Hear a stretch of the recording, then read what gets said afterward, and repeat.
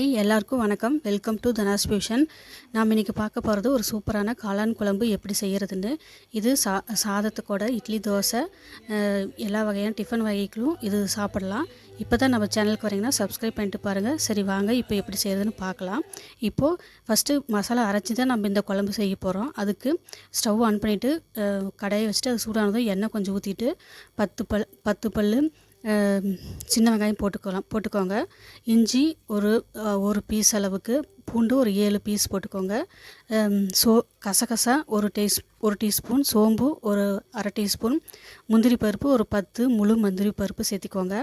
இது கூடவே லவங்கம் ஒரு 4 சேர்த்திக்கோங்க, பட்டை 1, பச்சை ஏலக்காய் 1, அப்புறம் கல்பாசி கண்டிப்பாக போட்டுக்கோங்க. இது எல்லாத்தையும் போட்டுட்டு நல்லா வதக்கலாம். இது நல்லா வெந்து வர அளவுக்கு எண்ணெயிலேயே வதக்கிக்கலாம். கருக விட்டுறாதீங்க. இந்த மாதிரி ஒரு 2-3 நிமிஷம் நல்லா வதக்கிக்கோங்க.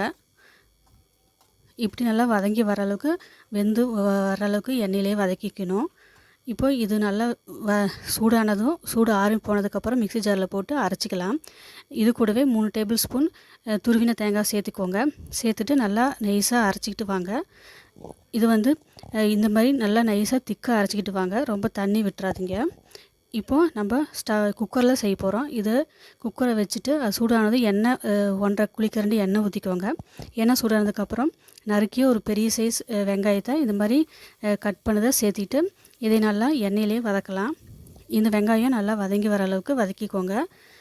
இது கூடவே ஒரு 5-6 புதினா இலைகளை சேர்த்திக்கோங்க. அப்போ தான் இந்த குழம்பு நல்லா வாசனையாக இருக்கும்.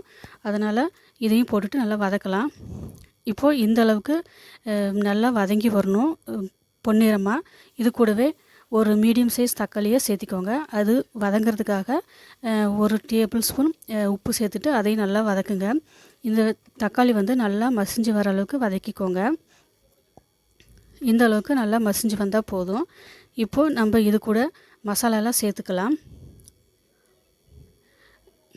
காஷ்மீர் சில்லி பவுடர் ஒரு டேபிள் ஸ்பூன் சேர்த்துக்கோங்க. குழம்பு மிளகாய் பொடி ஒரு டேபிள் ஸ்பூன் சேர்த்திக்கோங்க. இது கூட கொத்தமல்லி தூள் ஒரு 1.5 டேபிள் ஸ்பூன் சேர்த்திக்கோங்க. அப்புறம் அடுத்ததாக ஒரு 1/4 டீஸ்பூன் மஞ்சத்தூள் சேர்த்திக்கோங்க. இந்த மசாலாலாம் சேர்த்துட்டு இந்த அடுப்பு சிம்மில் வச்சுட்டு இப்போது நல்லா 2-3 நிமிஷம் எண்ணெயிலே வதங்கி வர அளவுக்கு நல்லா வதக்கிக்கோங்க. இந்த அளவுக்கு எண்ணெய் கொஞ்சம் பிரிஞ்சு வர்ற அளவுக்கு வதக்கிக்கோங்க இந்த மசாலாவை. இப்போ இது கூட நம்ம அரைச்சி வச்சுருக்கிற தேங்காய் விழுது எல்லாத்தையும் மசாலா இது சேர்த்துடலாம். சேர்த்துட்டு ஒரு 2-3 நிமிஷம் நல்லா வதக்கிக்கோங்க. தண்ணி இப்போ விட வேண்டாம். ஒரு 2-3 நிமிஷம் நல்லா வதக்கினதுக்கப்புறம் தண்ணி விட்டுக்கலாம். இப்போது இந்த அளவுக்கு நல்லா எண்ணெய் கக்கி வர அளவுக்கு இது மாதிரி வதக்கிக்கோங்க இந்த மசாலாவை. இப்போது நம்ம 300 கிராம் காளான் கழுவி சுத்தம் பண்ணி இது மாதிரி வச்சுருக்கேன். இப்போ இதை குக்கரை கூட சேர்த்துக்கலாம். இந்த மிக்சியை தண்ணி கொஞ்சம் ஊற்றி வச்சுருக்கேன். அதையும் இந்த தண்ணி இதில் ஊற்றிக்கலாம். இப்போது நல்லா 2-3 நிமிஷம் நல்லா கலந்து கொடுங்க. இந்த காளான் இந்த மசாலா கூட நல்லா ஒட்டி வர அளவுக்கு 2-3 நிமிஷம் நல்லா வதக்குங்க இதை. இப்போது இந்த அளவுக்கு வதங்கினா போதும். இப்போது காளான் தண்ணி விடும். அதனால் தண்ணி நம்ம பார்த்து சேர்த்திக்கணும் கொஞ்சமாக. நான் கொஞ்சம் தண்ணி சேர்த்து ஊற்றிக்கிறேன். உங்களுக்கு கிரேவியாக வேணும்னா தண்ணி கொஞ்சம் கம்மி பண்ணிக்கோங்க. இந்த அளவுக்கு தண்ணி சேர்த்துட்டு இதுக்கு தேவையான உப்பெல்லாம் பார்த்து செக் பண்ணிவிட்டு இப்போ குக்கரை வச்சு மூடி வச்சிடலாம். இது ஒரு 3 விசில் வந்தால் போதும். மீடியம் ஃப்ளேமில் வச்சு எடுங்க. இப்போது 3 விசில் வந்துருச்சு. ஓப்பன் பண்ணி பார்க்கலாம். பாருங்கள் எண்ணெயெல்லாம் பிரிஞ்சு எவ்வளோ நல்லா வந்திருக்குதுன்னு.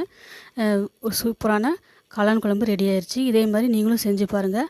செஞ்சு பார்த்துட்டு டேஸ்ட் எப்படி இருந்ததுன்னு கமெண்ட்டில் சொல்லுங்கள். லைக் பண்ணுங்கள், ஷேர் பண்ணுங்கள், கமெண்ட் பண்ணுங்கள்.